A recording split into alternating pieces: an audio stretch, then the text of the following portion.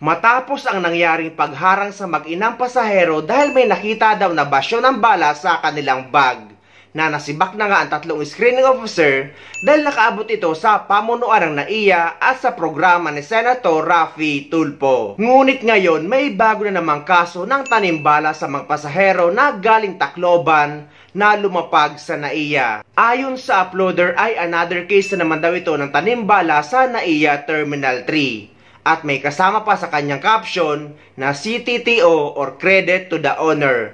Meaning ay hindi siya ang original uploader. Kaya hindi rin natin alam kung latest ba ang pangyayaring ito. Pero pwede natin ito kapulutan ng impormasyon at kaalaman para maging alerto ang lahat ng mga pasahero, lalong-lalo na ang mga OFW kapag lumapag o dadaan sa NAIA. Ayon sa nagsasalita sa video ay kanina pa daw binubulat-lat ng screening officer ang kanilang bagahe at paulit-ulit. Nang bigla na lang daw nagkaroon ng bala sa kanilang maleta. Galing na daw sila sa Tacloban Airport at lumapag lang sa NAIA ay nagkaroon na ng bala ang kanilang bag. Dahil kung dala-dala talaga nila ito ay dapat sa Tacloban Airport pa lang ay nakita na ang balang sinasabi ng mga screening officer. Kaya nagmamatigas din ang pasahero na may-ari ng maleta. At buti na lang ay nakuhanan nila ito ng video dahil hindi sila kumbinsido sa ginagawa sa kanila ng mga screening officer. Ganyan.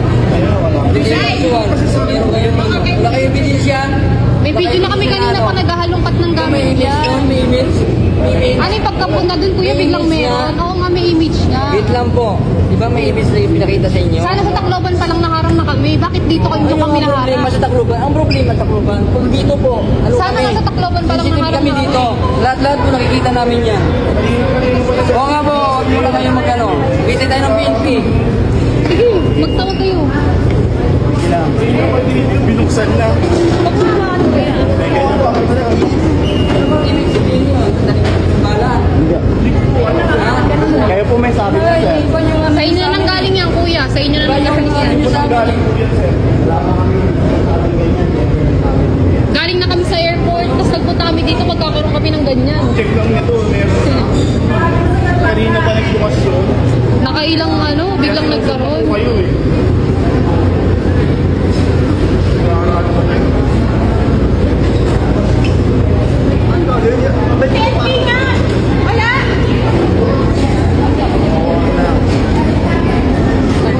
Ayan o. Hindi pa ako sinisinig.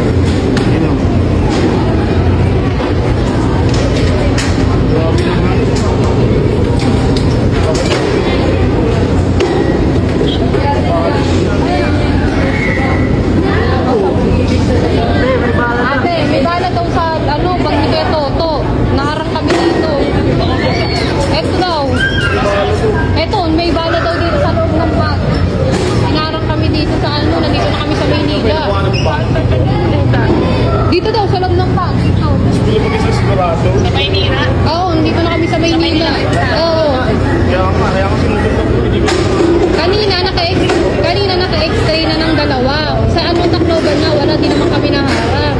Tapos kung nandito na kami, naharang na kami, nakailang x-ray, tapos pagka huling buklat, meron na agad. Kanina sa baba na. Natawag pa daw ng PNP.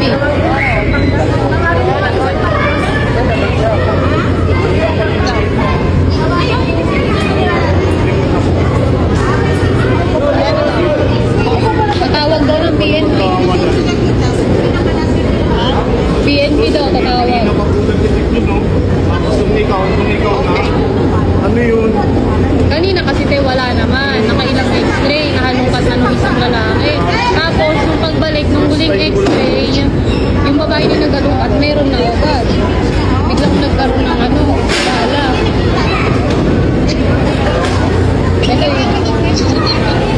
Ha? Pacheck daw ng CCTV. Pacheck na naman ng CCTV. Check lang ang pera CCTV na eh.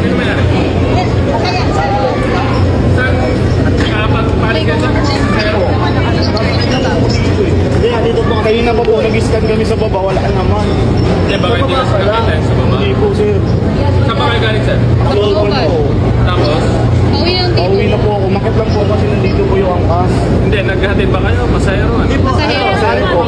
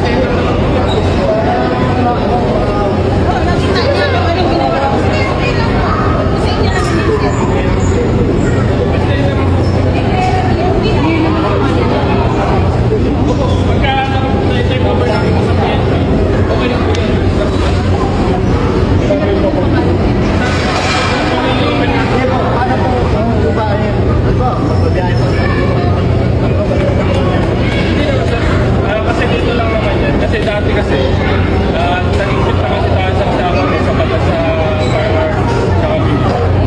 Ngayon sir, dati, kapag kayo isang bala, mas talaga yan. Kaso nga lang, may directives ng DOJ na kapag kayo isang bala, kinukulis ka na. Basta huwag lang lalagpas ng tatlo pataas kasi inis talaga. Posible naman kasi may video nga kami simula pababa namin ng aeroplano. Hanggang dyan. Kahit pagtingin Hindi, pero nanood naman kayo ng sinesearch. Kaso nakailang pasok naman siya dito boss eh. Opo. Yung Tapos nung pang-last, biglang pagkabukas ng ganyan, meron na agad. Kaninang ilang beses na binuksan, wala. Ilang beses nyo sinag-dito sa Dalawa sir, pangatlo sa akin. Kasi hindi ko kita yung image niya. dahil marunong gamit? Kasi lang na ng debit. Sa pinakasisi na nakakapusan. Kasi hindi naman kami makakauni dito ng Maynila na eh, kung meron ganyan. Ganito kasi sa sir. Natinanggal niya lahat. Natinga dito tinanggal. Pero yung ano niya eh, nandito sa pinakalo.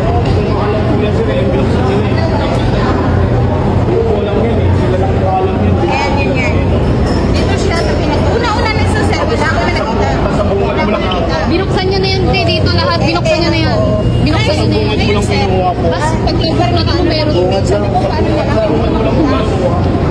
Eh, tinatanggi kasi na sa kanila daw bala. Tapos dito sir, ano ko na, ginano ko na ng email. Siniksik ko hanggang sinilin ko at saka nakita ko. hindi na pang sinisip mo. Nakita naman sa... Nag-search po kasi nung wala naman po nakita. X-ray ulit. Huling X-ray meron. Kanina nakailang X-ray, wala. Oh sir, meron sir. May email siya. Galing din kami sa baba. In-X-ray din sa baba. Saan kayo ni-stress mo ba? Pasok.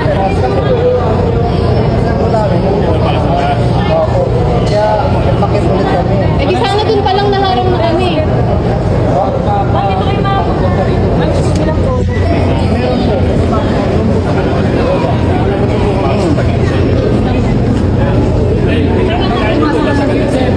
Diba, ano lang yun?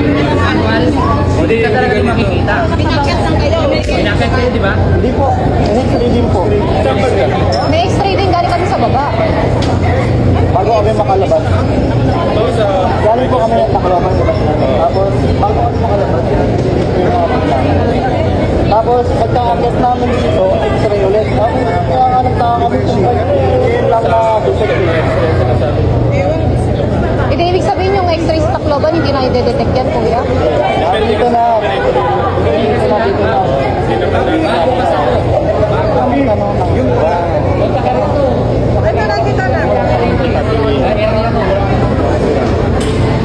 May intercept na bahala. Nakalaman ka dito. Hindi, sa ginto sa...